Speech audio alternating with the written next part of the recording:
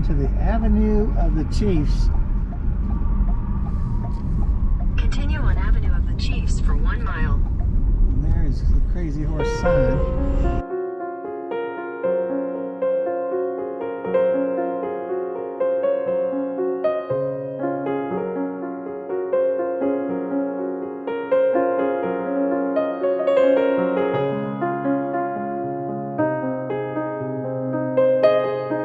Linda, all right, you're in line. Yeah. You're in line at the Crazy Horse Memorial. Crazy Horse Memorial. And right up there is Crazy Horse Memorial. And this is a bus that we're going to get on to go around and see the face of Crazy Horse. That's right. All right, so we'll look at some more of it in just a few minutes. Yeah. These people are getting off. As soon as they get off, we'll get on. And we'll see what that Crazy Horse looks like a little closer. Oh, but there he is right there. Super cool.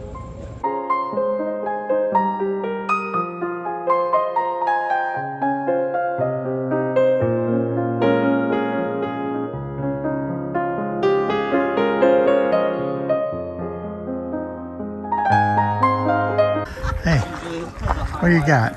Crazy Horse. So darn cool. Yeah.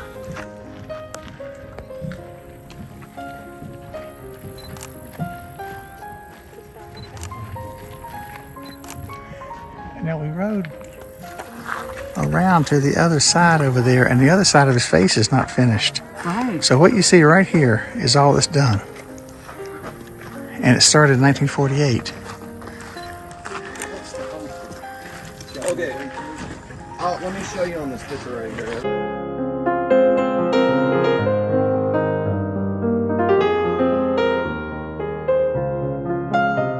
What do you think? It's amazing. Well, okay, so I'm going to say this again because we're right here.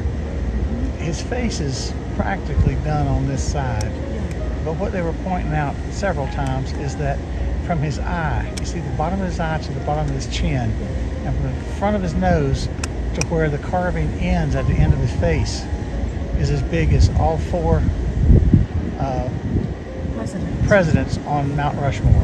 And if you look to the right, let me get my finger right here, right there, that's his finger.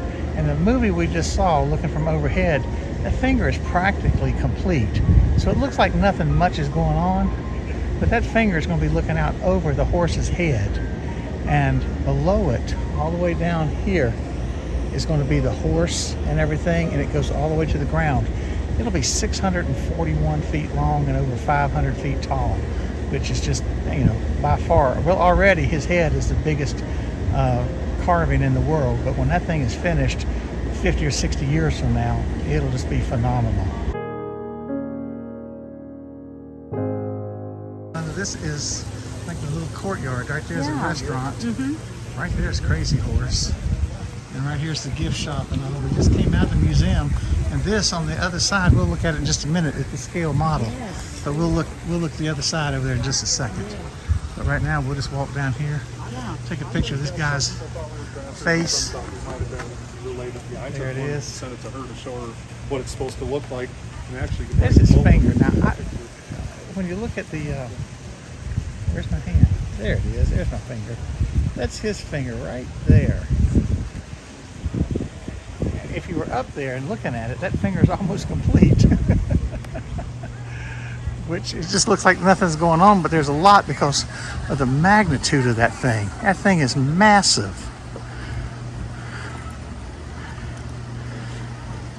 Wow.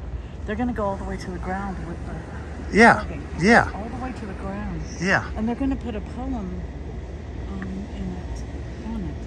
Right here. Yeah. Where each of the letters is over 3 foot tall. Yeah. So yeah, it's going to be, the hole that you see up there used to be for them to get through the mountain, but now, years later, they've got the road that goes around it. But that will be, his arm will be out over the mane of the horse, and that hole will just be elongated each way to make that natural bridge there. But yeah, it's the scope of this thing, and to see what it doesn't look like much now, but if you look like what it was 10 years ago, it's shaping up, and it just takes that long. And so I think it's important to know that they don't get any governmental funding. It's all done by donations. Yeah. Every single bit of it by admission to here and by private donation. And the thing is, it's not, the donations don't all go to the carving. It goes to No. these museums here. It goes to a university that they sponsor. It goes to also paying for students' tuition and everything. So they're paying for a lot. But the guy made the point that it's not progressing faster due to lack of funds and all that. It's just that's all the people they can put up there, Right. and do the dynamiting and the cutting and everything. They just can't put any more people up there. It's just how long it's going to take because of the magnitude of this place. It's amazing. Absolutely amazing. That's right. Okay, we're sitting at the table just outside here in the shade. Right behind Linda, right over her shoulder, is the scale model of Crazy Horse that they work off of. And we decided to stop right here, have a little something to eat, because this guy right here is on the stage and he's going to perform for us. So we're here where we can see him, enjoy the show, This is so nice. get something to eat and drink. Did you show Crazy Horse right back there? I did. Well, not just then, but we've seen him. He's right behind, right over my shoulder. Right. Okay, so Linda, we pulled inside of this, I don't know what this is called, but it's his studio and all over there, but right here, rock from Crazy Horse Mountain. This is rock that's actually been blasted off of the mountain, and they're inviting you to come and take as much as you want. So grab some here in just a minute.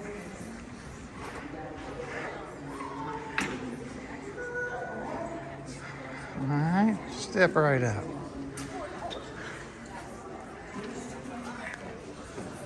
How do you decide? What are you looking for to get just the right piece? I'm trying to get small ones, but they're beautiful. Oh, yeah. They didn't like it. I mean, you can see Uh-huh. Well, I think that right there is my piece. Look, that's my piece right there. You get several. Who do we know that likes rocks? Take one to your sister. Take one to... taking one to Diana May. Yeah, she likes her a good rock. One to my precious grandchildren. Uh-huh. Oh, yeah. One more. Got to be the right one.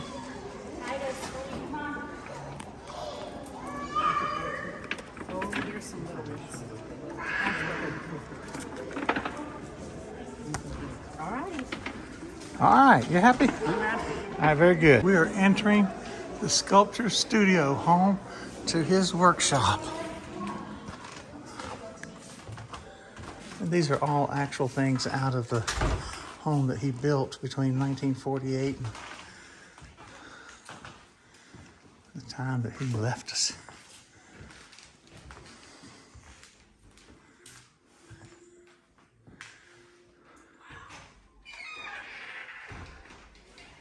These are his actual sculptures. Yeah. I was just walking back through the door I walked in. There he is. There's his wife. And then right up here, that's what it looked like. His workshop on crazy stuff.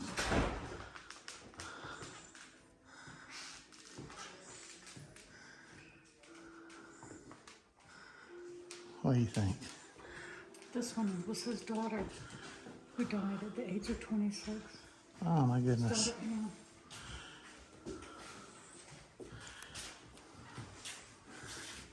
Oh my goodness, I think this is the walls of their cabin. Yeah, that's right. They brought it here.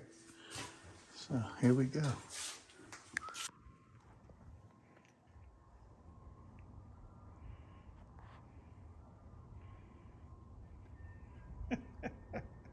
Not even pocket size.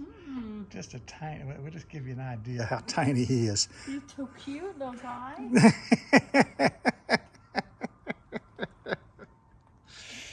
Oh, yeah.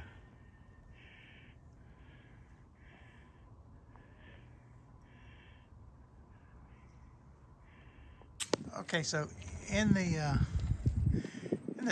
movie that we saw, he talked about in 1949 he bought a compressor so he could go up there and work on the mountain. And this is it. This is the one he bought. Kaput, he called it. It was not new when he bought it. It was not in good shape because he didn't have any money. But he had these hoses that went up the 500 or 700 feet up the mountain. And what he said was that he would get it cranked up. He would go up the 741 steps. He'd get halfway up carrying his dynamite and all of his workings and everything. And he'd hear this whole thing go kaput, kaput, kaput, and stop. He had to set down what he had, go back down, crank it back up, and then start back up the 741 steps to the top of the mountain where he is going to be working. So, but that right there is his old That is so cool. kaput. I love it.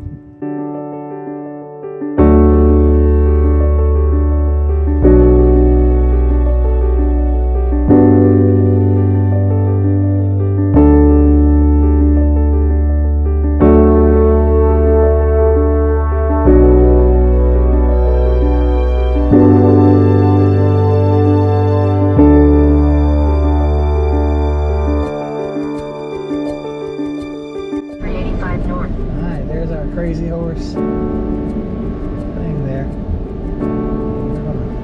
Little 71 Chevelle. Just add to all Oh, the. that's pretty. Yeah. Did you want to go to Custer State Park? All right, here we go.